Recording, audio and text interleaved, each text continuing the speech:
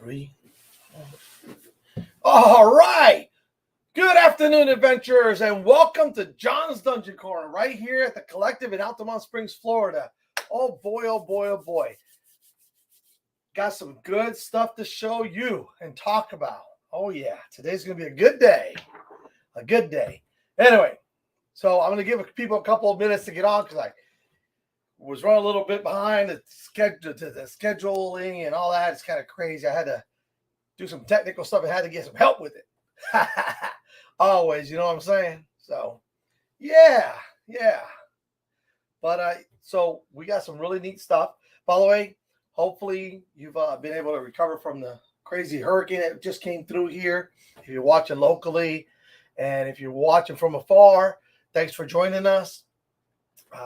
So last week we had talked about, covered some things about characters, and I brought in my son and his fiance, and we kind of talked about how we would set things up, and Brendan kind of chimed in, and we kind of threw our ideas, which led to another discussion that I'll be talking about in the future.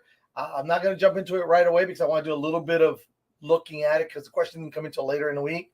I want to research a little bit, but we had talked about subclasses and in last week's show, and what kind of characters we were bringing to our party, and Tony really went into some detail with some subclasses. And so the question was, how many subclasses are there for each of the characters classes? And it's like, wow, I can tell you that each of them have at least 4, some 5 or 6. So there's a lot of subclasses. I call them subclasses. It's the different paths and such that you take as you go with let's say the bards have the colleges, and I think he has like 7 colleges to choose from. I'm not going to get into it on this show, but what I'll do is I'll put together a framework where I'll take a class or 2 per show, maybe just 1, and kind of spread it out because it's a lot.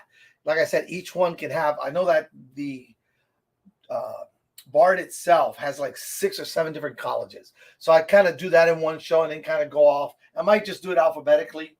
Okay. So that way, you already know I'm going to probably do it alphabetically and just do 1 per show, do a quick little synopsis on it, kind of tell you about it and which books it comes from, if that's something you want to pursue. All right. So without any other further ado, I have some good stuff for you. As you can see, this is a throwback statue. Oh my gosh, this is like something else. This is the demon on the cover of the Player's Handbook back in the day. Okay, they come out with this wonderful statue of it. It has an adventure grasped in one hand and his sword in another. And here's the neat thing. Watch this. It's magnetic, so the arm comes off. Okay, and the sword, you just push it in there. So it's a 3-piece figurine. The statue itself is 1 piece, and then you add the hand and you add the sword, and it's gorgeous. I'm afraid to handle it, but I'm gonna bring it up there. I'm gonna hang on to it tight. But I want you to, happy Friday, Sarah. Welcome to the show. Look at this. Look at this. And this could probably go on my my Christmas list, I think. This is amazing. This is the actual demon from the cover that's sitting there on the cover of the Player's Handbook, and he's standing tall, walking tall. So yeah, he's pretty ferocious looking. Yeah. That is something else. That is a talking piece right there. So, and wow, that's just one of the many things that I'm going to be talking about that just came in new this week. Also, as you look to my right, your left, we've got some new dice trays in. Awesome looking stuff. This dice tray here, this collapses into here. It fits perfectly in here. And then it has a top that goes on top of it. Okay. And of course, it rolls the dice. Ta-da! Woo! Ooh, 16. I like it. All right. I'm going to have to get one of those. Yeah, the statue's nice and big. It's amazing. It's a beautiful statue. I got to get me one just to display it in my case. Yeah. In fact, I may have to buy another case. But so the dice trays look really nice. They come in a myriad of colors. There's all kinds of colors here. Black. There's a blue and red. the pink here, fuchsia kind of, green. And then now this dice tower also is really neat. It opens up and it folds down in here. So it's kind of like this really neat foldable. It just collapses on itself. It looks really cool.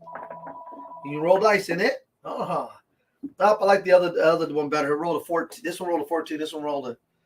Oh, that's an 18. Look at me. Okay. So anyway, let me see what I got this time. Oh, I might have to get this tower itself. Look at that. Nothing but double digits. I like it. Anyway, so these are for sale. They just got in. Norse Foundry. Really cool. I'm sorry. These are forged. These are forged?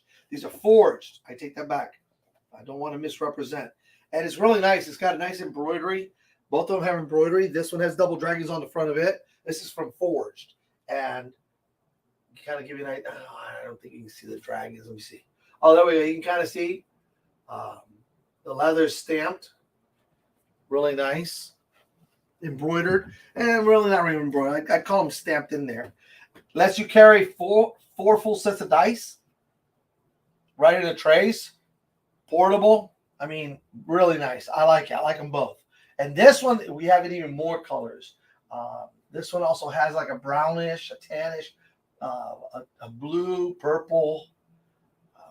I don't know what colors are left, but it has many colors. And there, of course, there is the Norse Foundry. I was looking at the Norse Foundry, the nice little dice trays. I keep showing the brown one because people have asked for it. I think that's actually the only one we got left. But Norse Foundry dice trays, so they come small, they come really big. All right. The statue, but that's really not what I wanted to talk. That's good stuff too. But I'm excited, and of course, when I'm excited, you know what that means. That means that we got something Dungeons and Dragons in, directly related. And here it is. Remember I kept telling you there was a new starter set coming out? There it is. Dragons of Stormwreck Isle. There's a new starter set. Okay? 2 to 6 players. And yeah, this one I'm going to open and show for you because, well, it's mine. You know me, I got to have it. I got to have it. And I got a surprise for you. The surprises aren't over yet. So let's all open this up. Now, I already took the surround. I literally just took it off. Literally. I had to open it. I couldn't help myself just to take a quick look inside of it because that's just the way I am. I got to look. Got to have it, right? Kind of thing.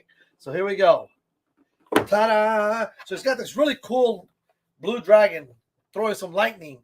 And this, I'm going to guess a monk pole vaulting over as an elven archer sits there and gets ready to hit him with a magical arrow. So here we go. So this set comes with a full set of dice. Blue and white. Very nice. All right. Comes with, of course, it tells you about the trilogy. The Dungeon Masters Guide, the Monster Manual, and the Player's Handbook. And the Essentials Kit. We're going to get to that in just a little. Hey, Willie, how are you, brother? Good to see you on the show. All the way from New York, my brother Willie. I appreciate you. I know you got a long night, a long day ahead of you. So, but that's hey, brother, look at this statue.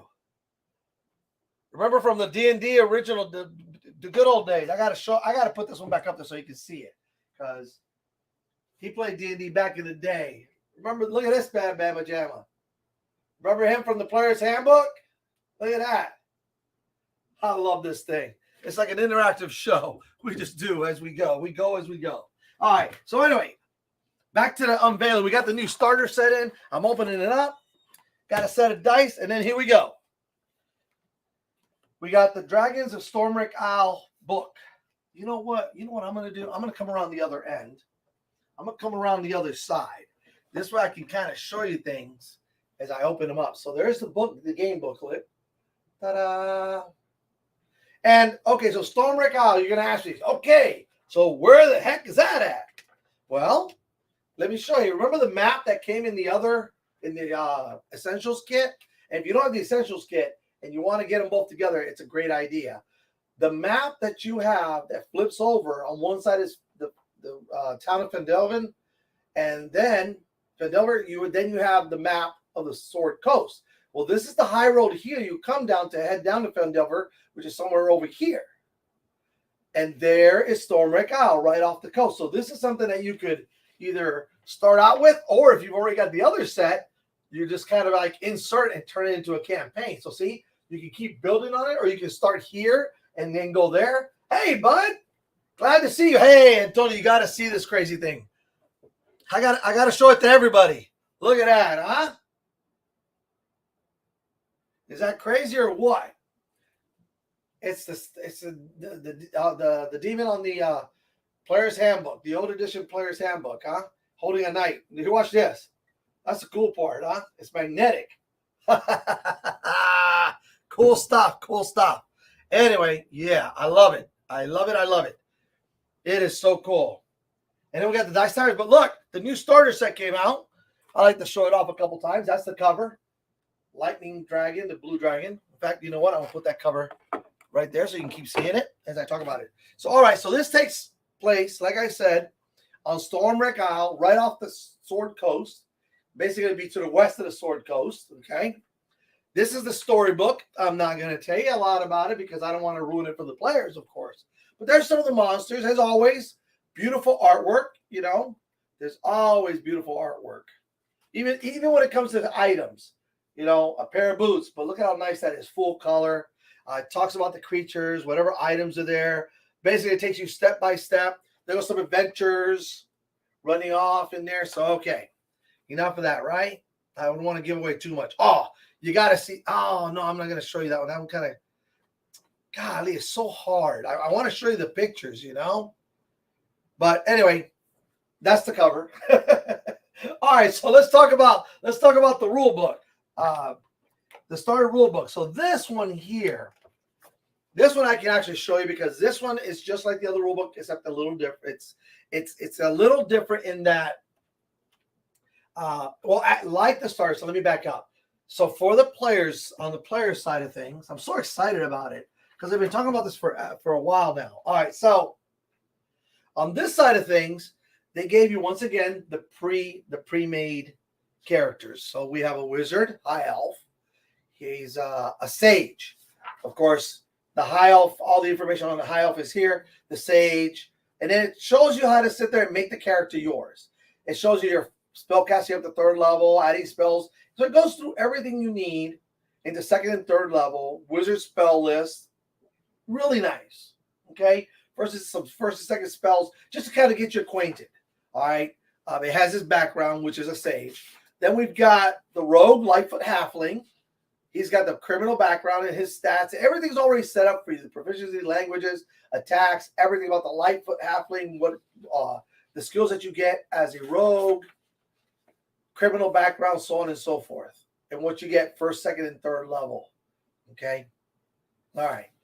So there's that one. And this is I'm going through this because I'm going to show, when I show you the next thing, it's really cool. You got a Paladin. Who has a noble background. Really nice. Okay? And there you go. It has his Paladin spell list. 2nd level features, prepare spells, things like that. And it has a little place where you actually put them, you know? So I like that. Hey! William St. Quinn, welcome to the show. Good to see you. Oh, I'm going to finish this, but then I'm going to show you something cool that's behind this. So here's the Paladin, okay? Then we have the fighter, the Wood Elf fighter. He's a folk hero, and, it has all his fighting style. He's an archer, of course. You took the archery one, and the folk hero's all back here. Kind of shows you your features that you get 1st to 3rd level. And then you have, of course, a cleric. And that is a Hildorf cleric. His background is soldier. So it's a little different, okay? So there it is with the gaining levels and hit dice and your cleric spell list and your soldier background. It explains everything to you and what's there for you. So now, this is really cool. Remember now, here's what D&D thinks is the best starting group for 5. They believe it's a wizard, a rogue, a paladin, a fighter, and a cleric. So kind of like what some of us did. with the Paladin and the Fighter class together. You know, they didn't throw out the Barbarian and all that. They just put a nice, but this is a nice mix. You got 2 upfront fighters. You've got your healer. And then, of course, you've got your Paladin, which is a secondary healer. You've got your Rogue, of course, for all the nasty traps. And you got your Wizard for all your arcane magic and control. We talked about that. It depends on which way you want to go with those. But there you have it. But the cool thing I'm going to show you, I'm going to get back to this. So here we go. Look at this, William. Look at that guy. Look at that guy. Look at that guy. He's going to be on this new book. It's good. He's going to be on the new cover. book? He's going to be on the cover of this new book. It's for this new game coming out. It's called Dungeons and Dragons. Back in the 70s. Back in the 70s. Back in the 70s. For all the old school players. That definitely goes a little old school, doesn't it? Yeah. Oh my gosh, I got to get me one of those. That's going on my Christmas list. There's always something cool for the Christmas list. Right? So anyway. Oh yeah, I love it. But the Afridi's amazing. That simply amazing. You could use him as a demon in the game. That'd be like a demon lord grand poobah. But anyway, so I talked to you about the character class and all the different character sheets, right? But watch what they did a little differently this time than they did with the other starter set. That they didn't do with the other starter set. Somebody must have whispered in their ears and said, "Hey, why don't you sit there and make the miniatures that correspond to the characters in the book, in the box set?" And there they are. All 5 of the starting characters right here. You got the Paladin, the human Paladin, the Cleric, the Wizard, the Rogue, and the Fighter. The actual starting miniatures. Okay? You can't ask for better than that. That's just too cool. Okay, so I love it. I mean, that was a great thing. It's very well made. Of course, the miniatures look awesome. And they go really well with the starter set. So you got, it's all right there for you. Okay. Now that I've shown you all the cool stuff. Oh, wait, I got to show you the book. Okay. So this rule book is really nice, of course. It talks about what's in here, but kind of like the rhythm of play, kind of gives you some examples. Talks about the game dice, terms to remember, which is nice. There was another, I mean, artwork's always nice. You know, playing the game, the 6 abilities and what they mean. And then, of course, you come through here and you talk about proficiencies, how to use them, advantage and disadvantage, which is an important part of the game. You know, what the ability checks are, so on and so forth, different skills and what they're underneath. It's kind of like a miniaturized player's handbook with just the essential information, which I love. Because brand new players, you don't want to sit there and overburden with too much stuff. You just sit them down and say, hey, let's roll some dice. Let's do some role play. Let's play. It talks about saving throws. It talks about the social interaction of the game, which is the RP part. Role playing. Role playing. Yes. In fact, next word, role playing. I love it. Ability checks, the environment, things like that. How combat goes, the order of combat. So this is really, I'm telling you, if you put these 3 box sets together, whoo, you got a campaign, I'm telling you. I looked over the monsters and that. All you need to do, I'm getting ahead of myself. Let me finish here. Okay, so movement and positioning, everything that new players need to know about is in here. Attack rolls, how to use items, how range attacks, damage, and healing. I mean, on and on and on. You know, there was some nice, cool, some more fun, how do you call it, artwork. So this talks about all the equipment, you know, basically adventuring gear. And every spell in here from the player's handbook is not in here. I don't think every piece of equipment's in here all either. But there's quite a good quantity of it. So areas of effect kind of gives you the spell descriptions that are in the book, which obviously there's a lot more in the book, but this is what they gave them to use, which is a nice variety of spells that they can use as characters.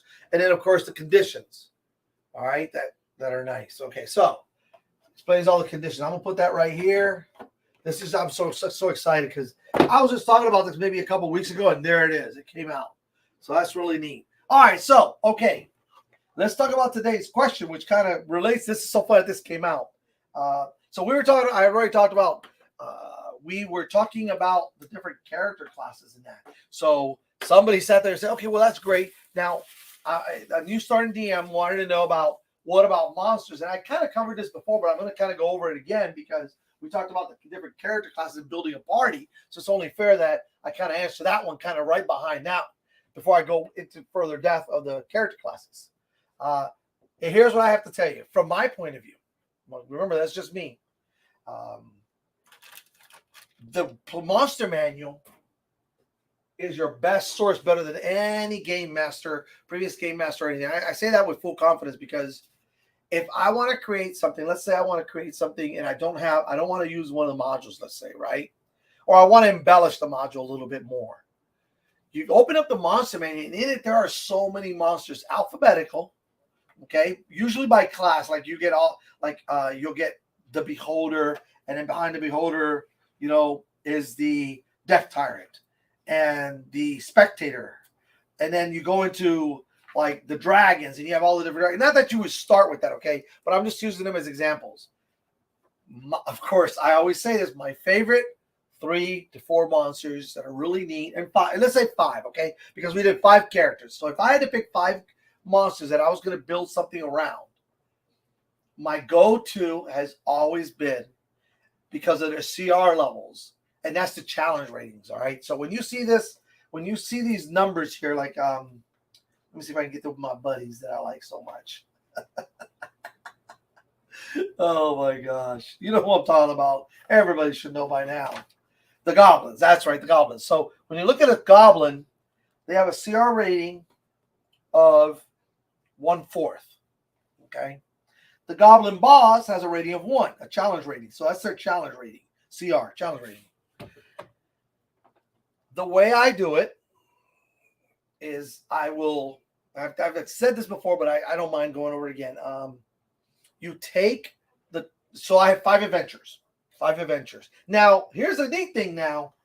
In here, this uses the milestone effect. So once you do so much, ta-da! At that point, at the end of that chapter, I think there's 4 chapters in here. So at the end of a chapter, you're next 2nd level. And then at the end of that, you're 3rd level, and so on and so forth, right? So going on that same concept, you can do it a different way, but the easiest way is I take the monster. Let's say I'm going to set up an adventure from 1st to 2nd level.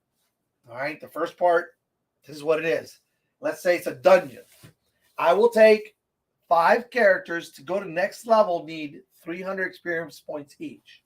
Okay, so 300 times 5 is 1,500. So I essentially put myself down and say, okay, I have 1,500 points of experience that I have to come up to put this adventure with. Traps, all kinds of stuff. Traps, maybe picking doors, good interactions between NPCs and that. I set all that up in there. Okay, and I give it, and sure, an interaction with a character or a good interaction, I might sit there and just make a little note. Because at the end of it, I'll tell you what I'll do at the end sometimes. Not all the time, sometimes. Interactions with NPCs, interactions with monsters, interactions among the characters. I look at all that. But setting it up, I take it from 0 to 3,000 or 1,500. And I spread it out among the monsters. I say, okay, who's my big boss? Who am I going to use as my big boss? Okay, that's the guy who goes here. He gets the most points probably. Sometimes not, all right? Sometimes not, but here's the big boss. Okay, then I go, well, what am I going to surround him with? And what I'll do is I'll take usually about 20% of my 25%, 20% usually. Of my oh, there's my wife. Look at that. Hello, my love. I'm on the show. You're on the show now too. Here's your wife. Yes. Hi. Are you on the show? Yes, I'm on the show. I just wanted to say hi to everybody. Oh, she wants to say hi. Hold on, I'll put you in the microphone. Here she is. Say hi. Hello, all my gaming friends.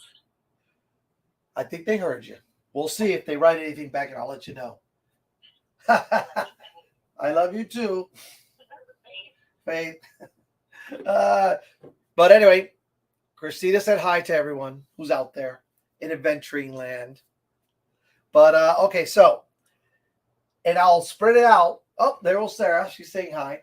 She'll come back and see all the replies. She had to run.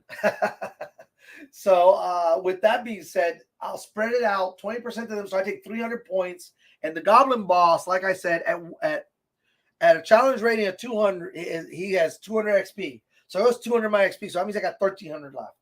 And I may take that 1,300 and go, okay, well, I got to give him I got to give him a good bodyguard, somebody strong.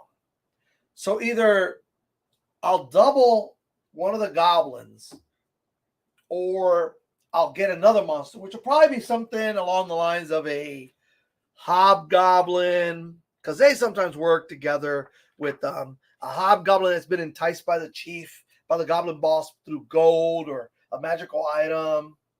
Or I might use an orc who's a challenge rating of a half. Or I might make something, he's 100 points. He's half of him. So now I'm at 300 points. And then I'll give him maybe, I'll double I'll double up the goblins, and instead of a 2d6, I'll make him a 3d6. So now he's a little bit larger. So I'll take 70. I'll make them say that's 75. That's half again. So 75. Okay. So now I've taken 200, 150, and 100. So I got 1,050 points left of my 1,500 to build the rest of the dungeon. But I got those 3 tough guys. Okay. And so I build them. Hey, thanks for coming, brother. I know you got to get going. Thanks for stopping by. Love you too. And I'll see you on the flip side. So I build it and I lay it all out and I build my rooms. And maybe I only build like 5 or 6 rooms. Depends on how many goblins I can get out of it.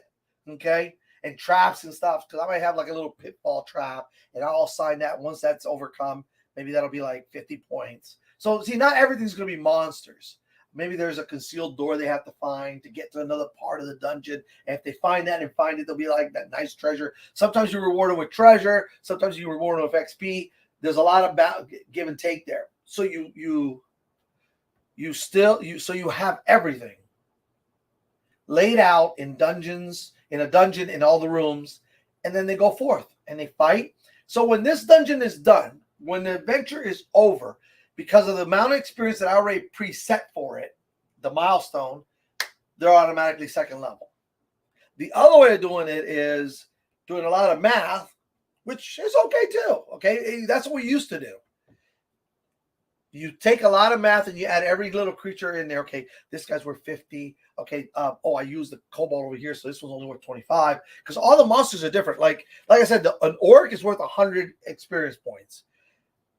He's a full challenge rating.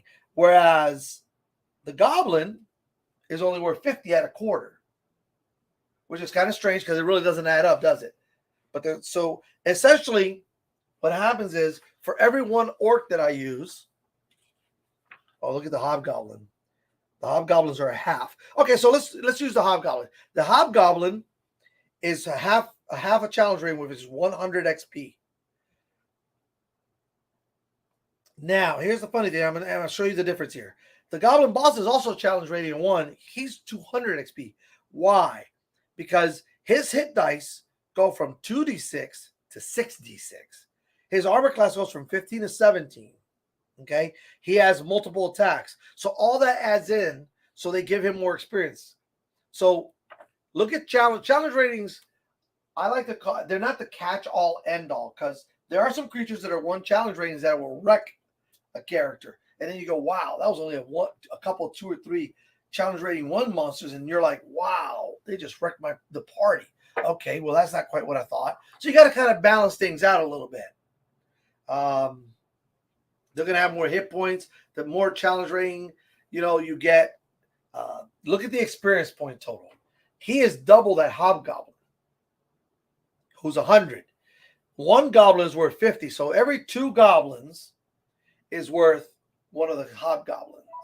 But that 2 hobgoblins are worth the 1 goblin boss. See, so it's all about the experience. That's how they gain their levels. The challenge ratings just kind of say, okay, well, I'm not going to use anything above a 2 challenge rating because it's going to be really strong. Because I'll tell you what, there are some nasty second level challenge ratings. In fact, I'm going to get the one. Hold on. I'm going to bring one up so you can kind of have an idea of what I'm talking about. Okay. An Orog. Okay, so an orc is a challenge rating of half. Now, here's what's funny.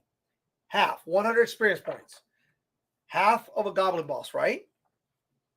Now, the equivalent of the Goblin Boss, which was or twice the level of a Goblin Boss, there's a thing called an Orog, all right, in the monster menu. And the Orog is a challenge rating of 2. He is worth 450 experience points, but he's an 18 armor class. He has 5d8 plus 20 hit points, and he does a lot of damage. And he has special abilities also. He has aggressive, and he uses a great axe. He has multiple attacks, so he does 2 attacks. So as you can see, as the monsters go up in challenge rate, as they go up in experience points, so the experience point is a very good gauge of what you want to put in, and then kind of look at the abilities and see, is my party going to be able to, okay, maybe if he's by himself, they have a chance. But you got to realize 2D what? 2D8? What's this guy do? Oh, I'm sorry, 1D12 plus 4. That's 16 hit. If he maxes that damage out, that's 16 points of damage. You're going to pretty much one-shot just about anybody of those characters. So you got to kind of be careful, okay, what you put in there. That's what I'm going to say with that, because there's a lot of variety. Now, I use the goblins. You can use the kobolds are great starting. Goblins, hobgoblins. You can use an orc base. I mean, I think orcs will work. I use them also all the time. Hobgoblins, I said that. I'd kind of stay around there. But let's say you don't want to do like a goblinoid type. Let's say you want to go with more of an undead theme. That's great. You come back here to the undead, and you can build yourself a necromancer. Actually, there's the neat thing about the monster manual is that if you go back here, there's a bunch of non-player characters. Okay, and there's normal monsters in here. You'll see. Just go to the back. So you've got an acolyte, an archmage, an assassin, a bandit. Let's see. Those so far, the only one that would really fit would be the acolyte. Maybe an archmage is way out of control. That guy's like a challenge rating of 12. You don't want that. But I'd find something that's like a 1 or a 2. So maybe like an acolyte, maybe double his ability a little bit. Let's see what else we got in here. Cultist is only, no, not really. Bandit, Berserker, Cult, Fanatic. Let's see. We have a Druid in here. That's a challenge rating of 2. Be kind of strange for a Druid to a Mage. That's a challenge rating of 6. That's a little bit much still. A Priest. Here we go. There we go. We found our Necromancer. So we take a Priest. That's a Necromancer. He's into necromancy. And so now we build him a little differently. He's going to be probably a challenge rating 2. He has up to 3rd level spells. So that means that he's a 5th. Oh, here we go. The Priest is a 5th level caster. It tells you all his spells that are everything he's already set up for. He's a 5th level character. Now he's a little bit, and the funny thing is he's only a challenge rating 2, but you use him in, this guy's basically the equivalent of the Orog. But you make him your big baddie. He costs you 450 experience points of the 1,500. And so now you've got 1,050 to build the rest of it. So you go to the skeletons. You come to the undead back here. Not Wraith. But you look at the skeletons, okay? Under the S's.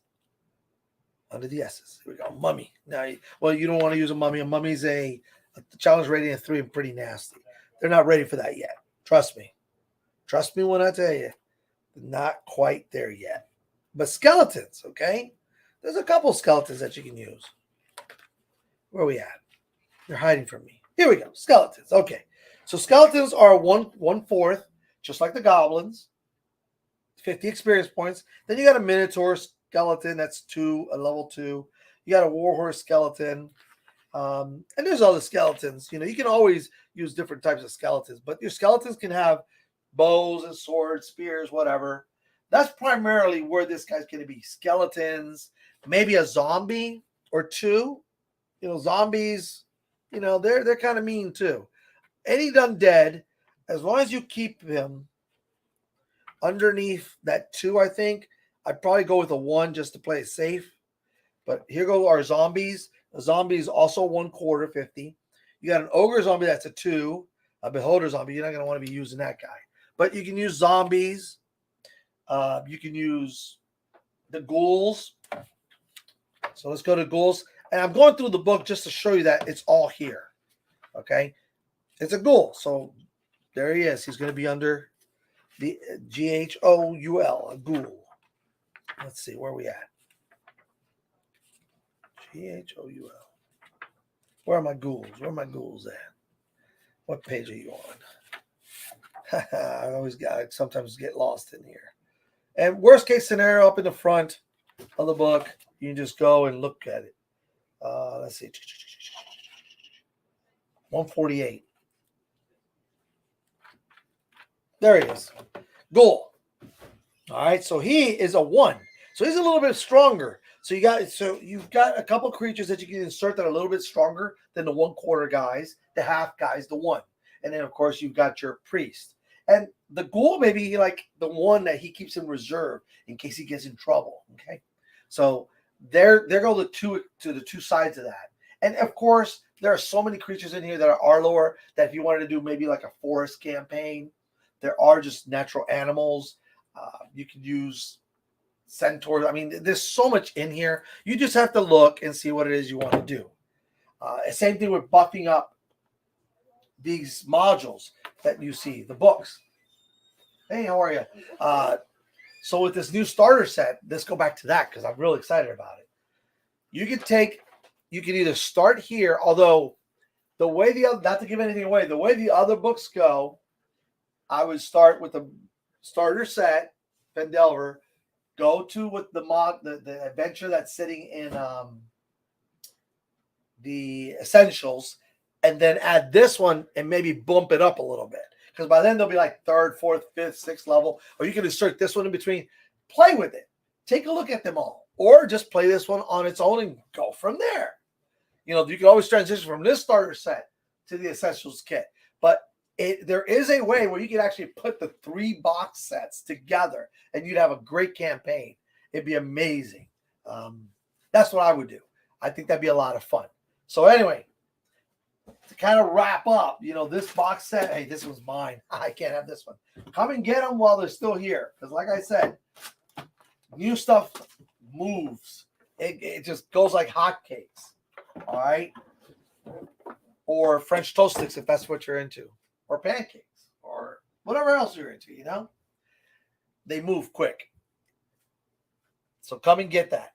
Miniatures. I mean, that's just amazing that they came out with the miniatures that actually match the characters in there. Wow. One-stop shopping, pow. And now you got them both. Okay? And the neat thing is that the monsters that are in there are all here at the collective also. I'm not going to tell you what's in there, but for you dungeon masters, you can get a couple box sets and on you go. Okay. The dice trays. Who doesn't need a dice tray? I mean, let me see what I got on this one. I might have to buy this one. Man, oh my God, a natural 20. I haven't rolled anything but like double digits. And my natural 20, those are 16. Oh boy. What's my last roll? 14. That's okay. I'll still take it. 14 plus 4 is an 18, right? Maybe I hit, maybe I didn't. You never know. All right. By the Foundry, right? Yes, Forged. Forged. It's called Forged. Keep saying Foundry, but it's Forged. There it is, Forged. Ta-da! Don't want to misname anything. Forged. 2 different dice towers, a lot of different colors. Very cool. The dice, of course, to go in there. And, of course, the statue of the Ifriti. A demon, an Ifriti, as the case may be. It's awesome. Awesome, awesome. All right. So that's it for this week. I've kept you and delayed you long enough, but it was fun. I love sharing all kinds of new stuff with you. So until next week, may the roll rise up to meet your feet, and may all your adventures always be successful. This is John from John's Dungeon Corner, bidding you adieu and safe travels. Thanks, everybody, for coming out to the show. Y'all be safe.